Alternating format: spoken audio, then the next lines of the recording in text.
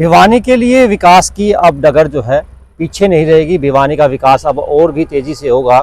औद्योगिक क्षेत्र जो कि काफ़ी लंबे समय से डिमांड थी और कछुआ की चाल से वो चल रहा था, जिसका बोर्ड लगभग काफ़ी वर्षों पूर्व लग भी गया था, लेकिन अब वो बोर्ड शायद अब मूर्त रूप ले लेगा। जल्द ही इसके ऊपर कार्रवाई शुरू भी होगी। हमारे साथ इसी विषय को के लिए बातचीत करने के लिए अजय मल्होत्रा जी हैं, वरिष्ठ पत्रकार हैं। मैं आपका दोस्त दीपक मुटरेजा। आपको पहले ये लैंड दिखा देते हैं। ये लैंड जो है लगभग 270 एकड़ की ज़मीन है, जिस पर औद्योगिक जो है क्षेत्र जो बनेगा।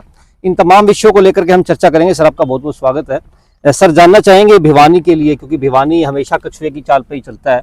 काफ़ी लंबे समय से उम्मीद भी थी लोगों की, जो है लोग भी लगातार चाह रहे थे कि उद्योग क्षेत्र हो ताकि रोजगार के साधन यहाँ मिल सके। क्या सूचनाएं हैं सर, क्या जानकारियां हैं? दीपक जी, देखो, जिस प्रकार से भिवानी जब जिला बना था तो चौधरी बंसीलाल चीफ मिनिस्टर थे, तो भिवानी मतलब कि दूसरे शहरों में लोगों में एक चर्चा का विषय रहता था भिवानी, और लोग भिवानी के जो इंफ्रास्ट्रक्चर था उसको देखने के लिए बाहर से आते थे और कहते थे कि बंसीलाल जी का शहर है। समय बीतता गया, भिवानी में जो शहर विधानसभा का नेतृत्व भी हमारा ज़्यादा मजबूत नहीं आया। एक आधी बार आया तो ज़्यादा वो कुछ नहीं कर पाए।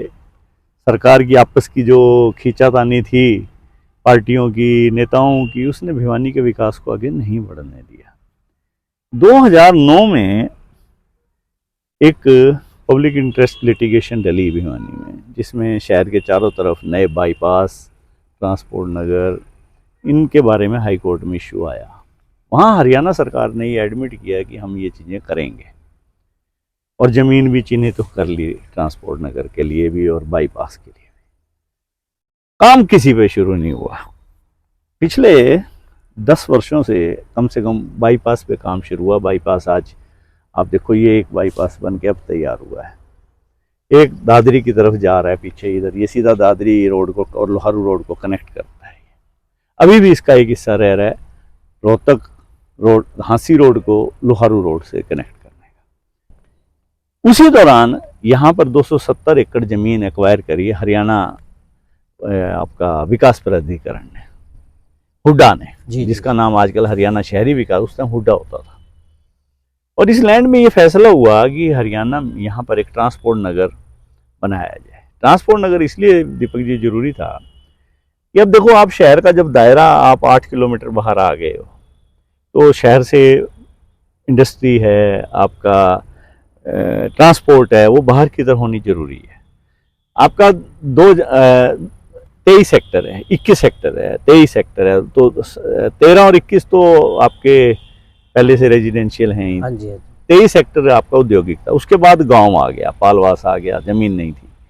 तो ये जमीन पड़ी थी और इस जमीन को लेकर भी कई पछड़े रहे। पहले तो ये फैसला हुआ भी यहाँ ट्रांसपोर्ट नगर बने या ना बने।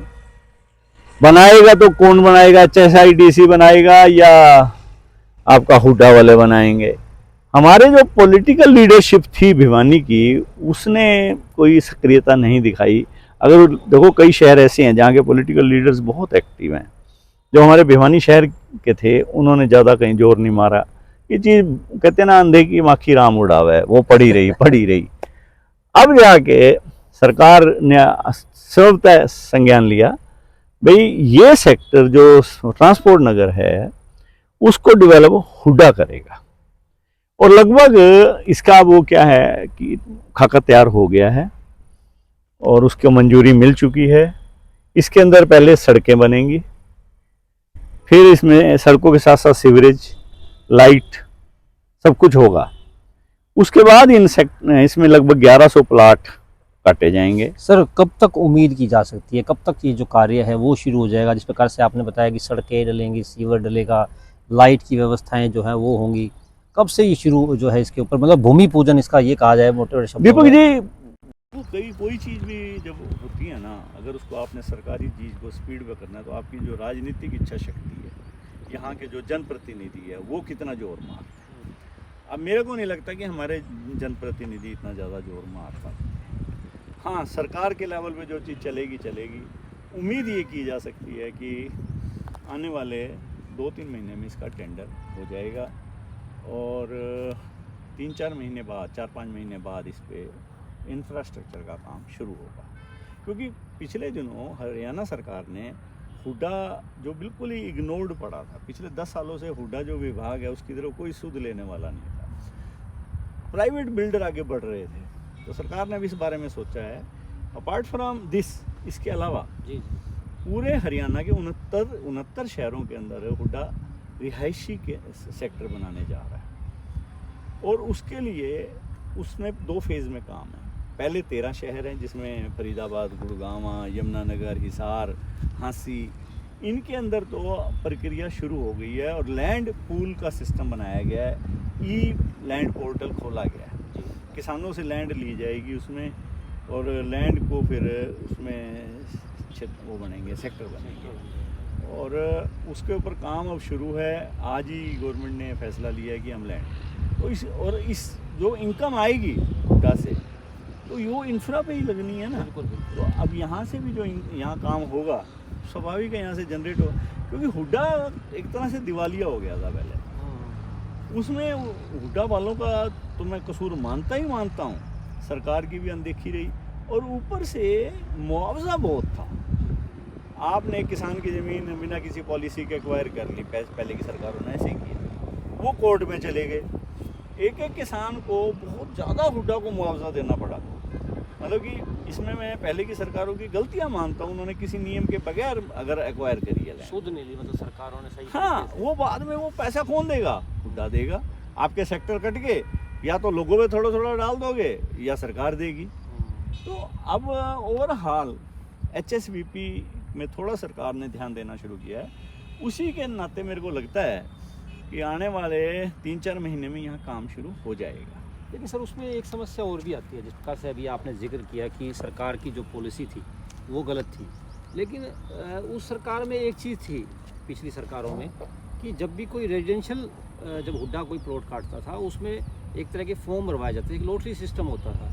लेकिन अब क्या हो गया सर, अब ऑक्शन सिस्टम लागू हो गया। चलो औद्योगिक क्षेत्र पे आप कर लो, वो तो बिजनेसमैन आदमी ने लेना है, लेकिन जहाँ रहने का सवाल है, जहाँ लोगों ने रहना है, वो तो कोई आदमी गरीब भी हो सकता है सर, अमीर भी हो सकता है। लेकिन ऑक्शन में गरीब आदमी कैसे आएगा? सबको मकान नहीं मिल सकते ना। सरकार का काम मुनाफा कमाना थोड़ी है, सरकार का काम तो यही है कि आप सबको रिहायशी जो है प्लॉट दो ताकि वो आदमी मकान बना सके, अपने सपनों का घर बना सके।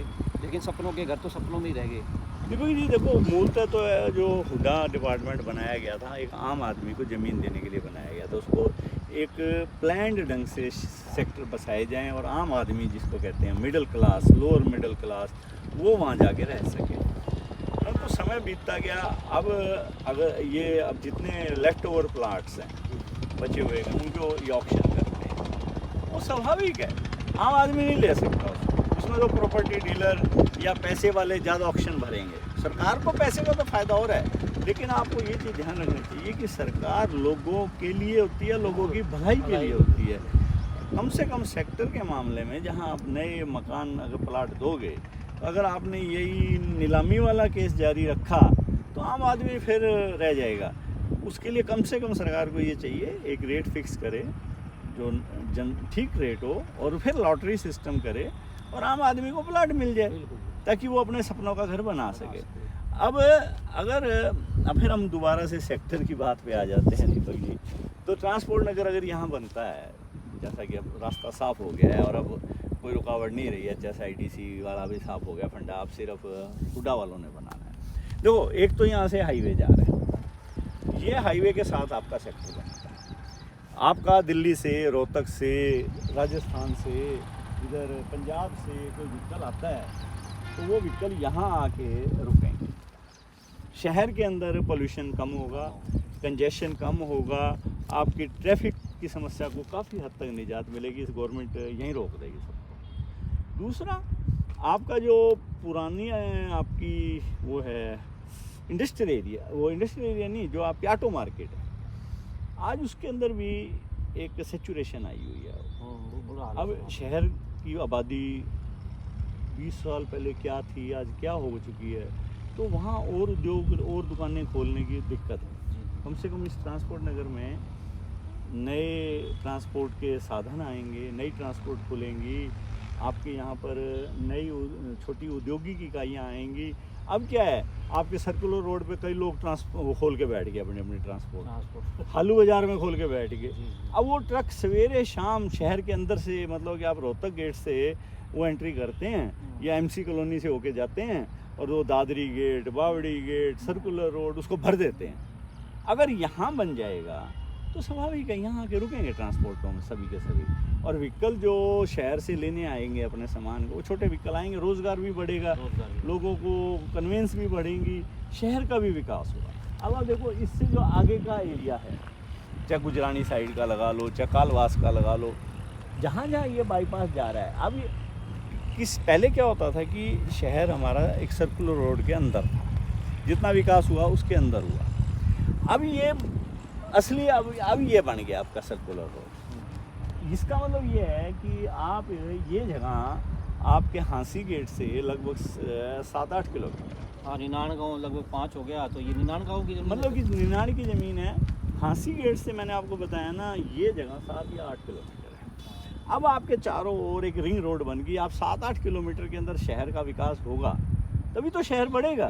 और जब शहर बढ़ेगा तो इसका फ़ायदा सभी को होगा, आम आदमी को फ़ायदा होगा, इसका आम आदमी को रोज़ी रोटी मिलेगी। इस चीज़ मतलब विकास की डगर जो है अब चलनी शुरू हो जाएगी। भिवानी के लिए एक अच्छी खबर है, अच्छी सूचना है अच्छी कि अब जो औद्योगिक क्षेत्र जो बनना था, पिछले काफ़ी लंबे समय से इंतज़ार था, अब उसके ऊपर भूमि पूजन भी जल्दी होगा और आगे जिस प्रकार से आपने बताया कि टेंडर की प्रक्रिया शुरू हो जाएगी। हाँ, पहले तो सड़कें बनानी पड़ेंगी, सीवरेज बनाना पड़ेगा, उन चीज़ों को लेके सारा पहले इंफ्रास्ट्रक्चर तैयार होगा, उसके बाद इसका प्रोसीजर शुरू। तो ये पूरी की पूरी लैंड लगभग 270 एकड़ एकड़ ज़मीन है। जो है ये औद्योगिक क्षेत्र के लिए है। हाँ। ये काफ़ी फ़ायदेमंद जो है वो आने वाले समय, लगभग मान के चलो 15 सालों से लैंड आइडेंटिफाई है, और 15 साल की जो तपस्या थी वो पूरी हो जाएगी भिवानी के लोगों की।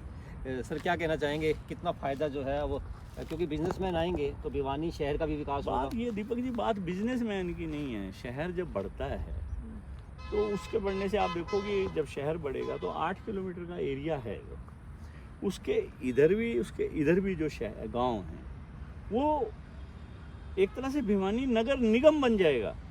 ये एक अच्छी खबर है सर। मतलब कि आने वाले टाइम में, अगली योजना में 5 साल बाद ये भिवानी नगर निगम में आपके देखो कोंट, उमरावत, पूर्णपुरा, हालवास, इधर निनान, पालवास, कालवास, गुजरानी को टच करता हुआ तिगड़ाना, इधर आपका फिर प्रेम नगर, ये सारा का सारा जब इस सर्कुलर रोड के साथ आ गया एरिया, तो यहाँ पर स्वाभाविक तौर पर फिर एक नगर निगम के लिए खाका तैयार हो जाएगा। और नगर निगम जब बनता है कोई, तो स्वाभाविक है विकास के रास्ते खुलते हैं। बिल्कुल दोस्तों, जिस प्रकार से अजय मल्होत्रा जी ने बताया कि भिवानी शहर अब विकास की राह पे हो गया, और जल्द ही अब ऐसा भी लग रहा है कि आने वाले 5 साल में या 7 साल के अंदर नगर निगम की, जिस प्रकार से नगर निगम जो बनता है, तो नगर निगम देखो भी ये बन सर्कुलर रोड के अंदर का एरिया और इसके साथ लगता एरिया सारा नगर निगम है। काफ़ी फायदा होगा सर, काफ़ी बिल्कुल लोगों को जो है डेवलपमेंट भी होगी, शहर का विकास रोजगार होगा, भी मिलेगा भी लोगों को। हाँ। और रोजगार मिलेगा तो हमारा शहर जो है वो दिन दुगनी जो है उन्नति भी करेगा, और काफ़ी फ़ायदा जो है आने वाले समय के अंदर होगा। आपको जिस प्रकार से हमने सूचना दी है कि आने वाले समय के अंदर किस प्रकार से यहाँ पर औद्योगिक क्षेत्र जो है वो बनने वाला है, और न केवल औद्योगिक क्षेत्र भिवानी, बेसिकली ट्रांसपोर्ट नगर जो है भिवानी के अंदर बनेगा। आप लोगों के लिए जो सूचना लेकर के हम लगातार आते भी रहते हैं, और आज फिर से एक नई सूचना हमने आपको दी है। आज के लिए बस इतना ही, कल फिर दोबारा मिलेंगे नई खबर के साथ, नई जानकारियों के साथ। नमस्कार।